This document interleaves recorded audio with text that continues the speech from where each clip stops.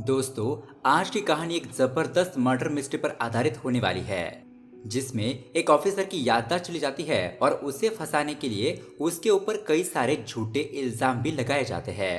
अब ये ऑफिसर कैसे इस क्राइम मिस्ट्री को सुलझाकर कैसे खुद को बचाएगा, यही देखेंगे हम आज की कहानी में। तो दोस्तों, अगर आपको भी ऐसे ही लेटेस्ट मूवीज के एक्सप्लेनेशन वीडियोस देखना पसंद है तो प्लीज हमारे चैनल को सब्सक्राइब जरूर कीजिए, क्योंकि हम आपके लिए ऐसे ही वीडियोस लाते रहते हैं। तो चलिए बिना किसी देरी के शुरू करते हैं आज की कहानी।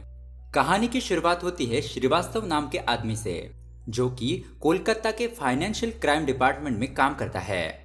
फिलहाल वो अपनी टीम के साथ एक मिशन पर निकला था और यहाँ पर श्रीवास्तव के साथ एक लड़की भी थी। अब वो दोनों कहीं से जा रहे थे और तभी उनके सामने अचानक श्रीवास्तव की बेटी आ जाती है, जिसका नाम है साक्षी। साक्षी अपने पिता को ऐसी दूसरी लड़की के साथ देखकर उसके तो होश ही उड़ जाते हैं और उसके बाद वो वहां से रोते हुए चली जाती है। ये सीन यहीं पर कट होता है और हम प्रेजेंट टाइम में आते हैं, जहां पर हम श्रीवास्तव को देखते हैं, जो कि हॉस्पिटल में एडमिट था। उसे मिलने के लिए उसकी बेटी साक्षी आती है, लेकिन श्रीवास्तव के साथ जो कुछ भी हुआ था वो सब कुछ भूल चुका था। उसकी याददाश्त जा चुकी थी, वो अपनी बेटी को भी पहचान नहीं पा रहा था।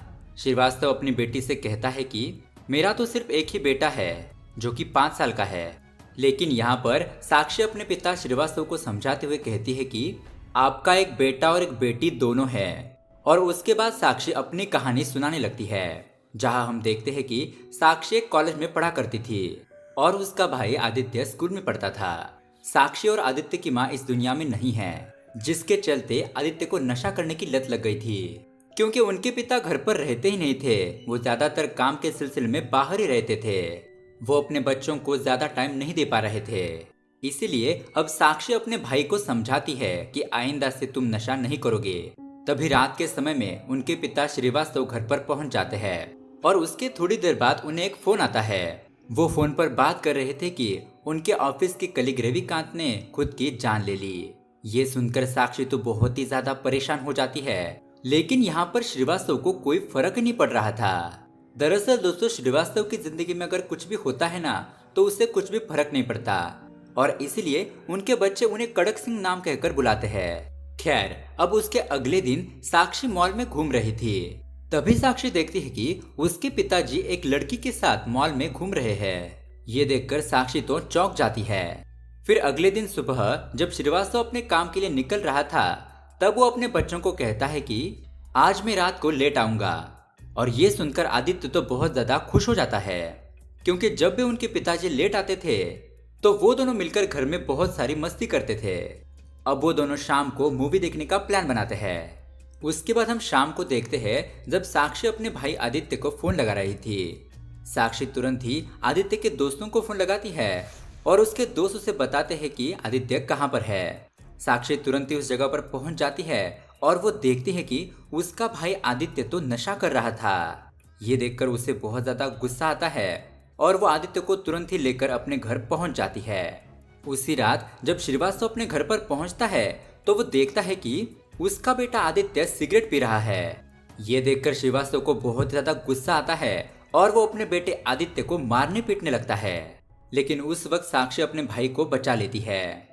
उसके बाद साक्षी का भाई उसे बताता है कि क्रिकेट में जुआ खेलते वक्त वो 20,000 रुपए हार गया है और वो पैसे उसने एक गुंडे से उधार के तौर पर लिए थे। अब वो पैसे उन्हें लौटाने हैं, नहीं तो वो लोग मुझे नहीं छोड़ेंगे। अब बेचारी साक्षी क्या ही करती। अपने भाई को बचाने के लिए साक्षी अपने पास सेविंग के पैसे थे वो निकालती है और आदित्य को दे देती है। साक्षी अपने भाई से कहती है कि ये पैसे ले और उस गुंडे को दे दे और आइंदा से ऐसा काम कभी मत करना। लेकिन दोस्तों, अगले दिन तो और एक कांड हो जाता है। अगले दिन साक्षी को पता चलता है कि आदित्य और उसके दोस्तों को पुलिस ने पकड़ लिया है। उसके बाद साक्षी पुलिस स्टेशन में पहुंचती है और उसे पता चलता है कि आदित्य ने उस गुंडे को बहुत मारा है। उसके बाद साक्षी पुलिस वालों से माफी मांगती है और अपने भाई आदित्य को छोड़ने के लिए कहती है। लेकिन वो पुलिस वाले साक्षी से पैसे मांगने लगते हैं और साक्षी पुलिस को पैसे देने के लिए रेडी हो जाती है। साक्षी अपने गहने बेच देती है और उससे जो पैसे मिलते हैं वो उन पुलिस वालों को दे देती है। वो पुलिस वाला साक्षी को एक होटल में बुलाता है, इसीलिए साक्षी अपने दोस्त के साथ मिलकर उस होटल में पहुंच जाती है। और वहीं पर वो अपने पिता को एक लड़की के साथ घूमता हुआ देखती है, जिसे देखकर वो रोते हुए वहां से भाग जाती है। उसके पिता साक्षी के पीछे जाते हैं, लेकिन साक्षी अपने पिता से कहती है कि हमारे पिता बहुत ही अच्छे थे, वो हमसे बहुत प्यार करते थे, लेकिन आप तो बिल्कुल भी बदल चुके हैं। श्रीवास्तव अपनी बेटी को समझाने की कोशिश करता है कि जैसा तुम सोच रही हो वैसा कुछ भी नहीं है, लेकिन साक्षी उनकी एक भी बात नहीं सुनती और गुस्से से वहां से चली जाती है। अब यहाँ पर श्रीवास्तव ये सब कुछ बर्दाश्त नहीं कर पा रहा था और अगले ही दिन साक्षी को खबर मिलती है कि उसके पिताजी ने खुद को मारने की कोशिश की है, लेकिन डरने वाली बात नहीं थी, श्रीवास्तव बच गया था और उन्हें तुरंत ही हॉस्पिटल में एडमिट कर दिया गया है। अब ये बात सुनकर साक्षी तुरंत ही हॉस्पिटल आ जाती है और श्रीवास्तव का बॉस साक्षी को समझाता है कि तुम्हारे पिता को कुछ नहीं होगा, वो बिल्कुल भी ठीक हो जाएंगे, तुम चिंता मत करो। अब हॉस्पिटल में एक औरत होती है जिसका नाम है नैना, जो कि श्रीवास्तव से मिलने की कोशिश करती है लेकिन उसे मिल नहीं पाती और साक्षी भी नैना से बात नहीं करती। इसी दौरान साक्षी को पता चलता है कि उसके पिता श्रीवास्तव को सस्पेंड कर दिया गया है, क्योंकि उसके पिता Srivastava golden and son company घोटाले में इन्वेस्टिगेशन कर रहे थे और कुछ समय से वो बहुत ही ज्यादा तनाव में थे और उन्होंने अपनी जान लेने की भी कोशिश की। जहां पर श्रीवास्तव ने खुद की जान लेने की कोशिश की थी, वहां पर एक चिट्ठी मिली थी जिसमें श्रीवास्तव ने कुछ लिखा था, मगर उनकी हैंडराइटिंग देखकर साक्षी समझ जाती है कि उनके पिता ने आत्महत्या करने की कोशिश नहीं की थी, बल्कि उन्हें किसी ने मारने की कोशिश की है, क्योंकि उस चिट्ठी में श्रीवास्तव अपने बच्चों से माफी मांग रहा था, मगर आखिरी लाइन में वो एक दाग खींचता है और ऐसा श्रीवास्तव कभी भी नहीं करता था। इसलिए साक्षी समझ जाती है कि उसके पिता ने खुद को मारने की कोशिश नहीं की थी। अब साक्षी ये बात श्रीवास्तव के ऑफिस में काम करने वाले एक बंदे अर्जुन को बताती है। ये बात सुनकर अर्जुन साक्षी को बताता है कि तुम केस फाइल कर सकती हो, क्योंकि तुम्हारे पिता ने खुद की जान नहीं ली है, बल्कि उन्हें किसी ने मारने की कोशिश की है। अब इधर पूरी कहानी सुनने के बाद श्रीवास्तव को साक्षी की बातों पर थोड़ा थोड़ा विश्वास होने लगता है। तभी साक्षी अपने पुराने फैमिली के फोटोज निकाल कर श्रीवास्तव को दिखाती है और उन्हें देखकर श्रीवास्तव भी साक्षी पर विश्वास कर लेता है, मगर फिर भी श्रीवास्तव को कुछ भी याद नहीं आ रहा था। अब यहाँ हॉस्पिटल के रूम के बाहर नैना बैठी थी, जो कि श्रीवास्तव की गर्लफ्रेंड है। साक्षी उसे मिलने के लिए आती है और पूछती है कि क्या मेरे पिताजी खुद की जान ले सकते हैं। नैना बताती है कि वो ऐसा कभी नहीं कर सकते, वो अपने परिवार को छोड़कर कभी नहीं जाएंगे। अब ये सुनकर साक्षी थोड़ा रिलैक्स फील करती है और नैना से कहती है कि अगर आप मेरे पिताजी से मिलना चाहती है तो मिल लीजिए। जैसे ही नैना श्रीवास्तव से मिलने के लिए जाती है, लेकिन श्रीवास्तव उसे पहचान नहीं पा रहा था और नैना भी बस श्रीवास्तव को देखकर ही वापस आ जाती है। उसके बाद नैना फिर से श्रीवास्तव से मिलने के लिए आती है और यहाँ पर नैना अपनी कहानी श्रीवास्तव को सुनाती है कि वो किस तरह से मिले थे। हम देखते हैं कि नैना और श्रीवास्तव एक कैंटीन में खाना खाने के लिए जाते थे और वहीं पर उनकी मुलाकात हुई और ये मुलाकात दोस्ती में बदल गई। अब यहाँ पर हम देखते हैं कि श्रीवास्तव हादसे से पहले शांत रहता था, लेकिन ये हादसा होने के बाद वो बहुत ज्यादा मजाकिया बन चुका है। अब साक्षी इधर केस फाइल कर देती है और श्रीवास्तव के ऊपर से सस्पेंशन का ऑर्डर हटा दिया जाता है। लेकिन तभी न्यूज में दिखाया जाता है कि जिस दिन श्रीवास्तव ने अपनी जान लेने की कोशिश की थी, उससे पहले उसने अग्रवाल को फोन किया था। अग्रवाल उस चिट फंड कंपनी का मालिक था। ये देखने के बाद श्रीवास्तव के ऑफिस के बाहर बहुत सारे लोग हल्ला करने लगते हैं और कहने लगते हैं कि श्रीवास्तव भी उस चिट फंड कंपनी से मिला हुआ है और उसने भी बहुत सारे पैसे खाए हैं। लेकिन इस बात पर साक्षी को विश्वास नहीं हो रहा था कि उसके पापा ऐसा कुछ कर सकते हैं और अर्जुन भी कहता है कि श्रीवास्तव सर ऐसा कभी नहीं कर सकते।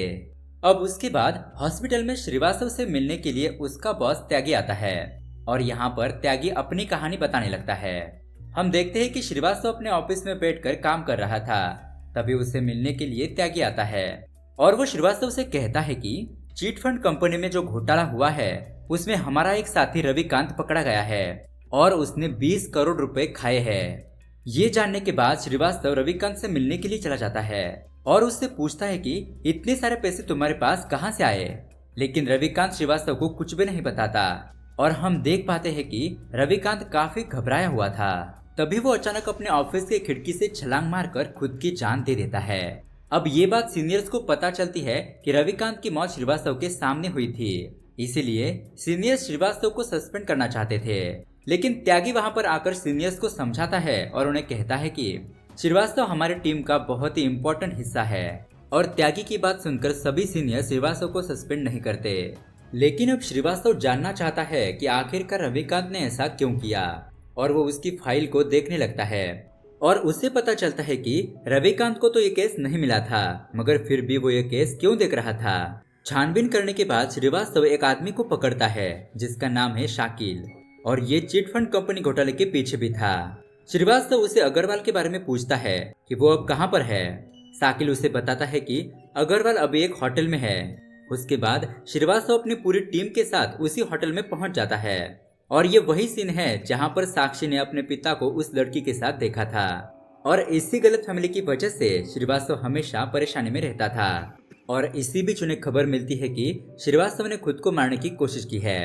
अब ये सब बात त्यागी श्रीवास्तव को बता रहा था, लेकिन फिर भी श्रीवास्तव को कुछ भी याद नहीं आता। उसके बाद श्रीवास्तव खुद से कहता है कि वो इस मिस्ट्री को सॉल्व करके ही रहेगा।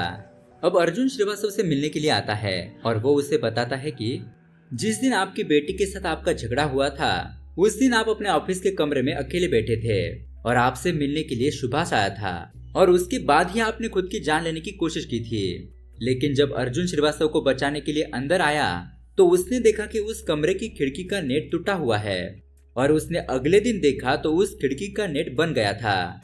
तभी अर्जुन समझ जाता है कि इसी खिड़की से कोई लोग अंदर आए होंगे, और उन्होंने ही श्रीवास्तव सर को मारने की कोशिश की होगी। इधर साक्षी को उस चिट फंड कंपनी का फाइल मिलता है, और उस फाइल में एक प्लम्बर का नंबर लिखा हुआ था, और उसी के साथ मोंटू सिंह का नाम भी लिखा था। उस फाइल को लेकर साक्षी अपने पिता के पास जाती है, और वो फाइल अपने पिता को दिखाती है। यहाँ दूसरी तरफ हम त्यागी को देखते हैं, जिसे चिट फंड कंपनी के मालिक अग्रवाल का पता लग जाता है, और वो अपनी टीम के साथ उसे पकड़ने के लिए चला जाता है। लेकिन यहाँ पर अग्रवाल अपने आप को बचाने के चक्कर में खुद मारा जाता है। उसके बाद त्यागी सबसे कहता है कि अब सभी लोगों को पैसे वापस कर दिए जाएंगे। लेकिन यहाँ पर त्यागी को पता चलता है कि जिस दिन श्रीवास्तव ने खुद की जान लेने की कोशिश की थी, उस दिन उसने अग्रवाल से कांटेक्ट करने की कोशिश की थी। अब यही बात सभी लोगों को पता चल जाती है, इसीलिए सभी लोग श्रीवास्तव को मारने के लिए आ जाते हैं। जब ये बात श्रीवास्तव की नर्स को पता चलती है तो वह तुरंत ही श्रीवास्तव को उठाकर एक सुरक्षित जगह पर ले जाती है। उसके बाद श्रीवास्तव अपनी बेटी को कॉल करके हॉस्पिटल आने के लिए कहता है, और साथ में त्यागी और सीनियर्स को भी बुलाता है, क्योंकि उसने इस मिस्ट्री केस को सॉल्व कर दिया था कि आखिर उसके साथ क्या हुआ था। सभी लोग जब श्रीवास्तव से मिलने के लिए आते हैं, तब श्रीवास्तव सभी लोगों को बताता है कि जिस दिन उसे रविकांत की फाइल मिली थी तो उसमें अग्रवाल का नंबर भी लिखा हुआ था, और साथ में उसके साकिब का नाम भी लिखा हुआ था। जिसके बाद श्रीवास्तव अपनी टीम के साथ साकिब को पकड़ लेता है, और साकिब उन्हें बताता है कि इन सब के पीछे एक बहुत ही बड़ा आदमी है जिसका नाम है मोंटू सिंह। लेकिन आज तक किसी ने मोंटू सिंह को नहीं देखा कि आखिरकार वो आदमी है कौन। शाकिल श्रीवास्तव को ये भी बताता है कि किस होटल में अग्रवाल आने वाला है। फिर श्रीवास्तव अपनी टीम के साथ उस होटल में पहुंच जाता है अग्रवाल को पकड़ने के लिए। लेकिन तभी वहां पर उसकी मुलाकात उसकी बेटी से होती है, और उसकी बेटी उसके साथ झगड़ा करके वहां से चली जाती है। ये सब होने के बाद श्रीवास्तव अपने ऑफिस वापस आता है और अपने केबिन में बैठकर चिट्ठी लिखता है। तभी वहां पर उससे मिलने के लिए सुभाष आता है, और वो उसे समझाने लगता है कि ऐसे अपने परिवार से झगड़ा नहीं करते। लेकिन तभी अचानक सुभाष एक इंजेक्शन श्रीवास्तव की गर्दन पर लगा देता है, जिसके कारण श्रीवास्तव वहीं पर बेहोश हो जाता है। उसके बाद तुरंत ही उसके कमरे में और भी लोग आते हैं, और वो श्रीवास्तव के गले में रस्सी बांध देते हैं। वो रस्सी पंखे से लटका देते हैं, और थोड़ी ही देर बाद वो पंखा टूटकर नीचे गिर जाता है। वो लोग जो केबिन में आए थे वो खिड़की का नेट तोड़कर अंदर आए थे, और उन्हें लगा कि श्रीवास्तव मर गया होगा। लेकिन पंखा गिरने की वजह से अर्जुन और बाकी के ऑफिस के लोग श्रीवास्तव को बचाने के लिए आ जाते हैं, और उसे तुरंत ही हॉस्पिटल एडमिट किया जाता है। और ये सब कुछ जानने के बाद श्रीवास्तव सभी लोगों से कहता है कि चिट फंड घोटाले में रविकांत के साथ सुभाष का भी हाथ था। अब ये सारी बातें सुनने के बाद त्यागी भड़क जाता है और कहता है कि ये सब कुछ बकवास है। लेकिन यहाँ पर आता है बहुत बड़ा ट्विस्ट। श्रीवास्तव सबको बताता है कि इन सब के पीछे त्यागी का ही हाथ है, और त्यागी को भी डर था कि अगर सुभाष पकड़ा गया तो उसका भी नाम सामने आ जाएगा। और ऐसा ही हुआ, और इसने मेरे बेटे को फंसाया और मेरी बेटी साक्षी को उस होटल में बुलाया था। ये सब कुछ त्यागी का प्लान था। क्योंकि त्यागी को पता था कि अगर श्रीवास्तव को पता चलेगा कि इन सब घोटाले के पीछे त्यागी का हाथ है तो श्रीवास्तव त्यागी को नहीं छोड़ेगा। इसलिए त्यागी ने श्रीवास्तव को मारने की कोशिश की। और दोस्तों, दरअसल त्यागी और कोई नहीं बल्कि खुद मोंटू सिंह है। और अग्रवाल को पता था कि अगर उसका नाम सबको पता चलेगा तो मोंटू सिंह उसे नहीं छोड़ेगा और इसीलिए त्यागी अग्रवाल को ढूंढकर उसे मार देता है। अब यहाँ पर श्रीवास्तव को अभी भी कुछ भी याद नहीं आया था, लेकिन उसे ये याद था कि वो एक इन्वेस्टिगेशन ऑफिसर है। और श्रीवास्तव ये भी बताता है कि जिस दिन सुभाष ने उसकी गर्दन पर वो इंजेक्शन लगाया था तब बेहोश हो जाने के बाद सुभाष ने ही श्रीवास्तव के मोबाइल से अग्रवाल को कॉल किया था, जिससे कि सभी लोगों को ऐसा लगे कि श्रीवास्तव अग्रवाल से मिला हुआ है। अब ये सारी बातें श्रीवास्तव अपने सीनियर्स को बता देता है। सीनियर्स ये फैसला करते हैं कि त्यागी और उसके टीम को कड़ी से कड़ी सजा दी जाएगी और वैसा ही होता है। त्यागी को कड़ी से कड़ी सजा मिलती है।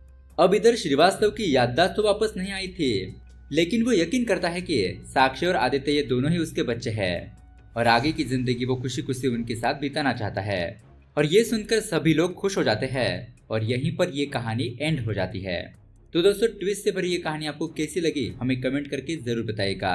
साथ ही ऐसे ही लेटेस्ट मूवी एक्सप्लेनेशन वीडियोस देखने के लिए हमारे चैनल को सब्सक्राइब जरूर कीजिए। Thanks for watching.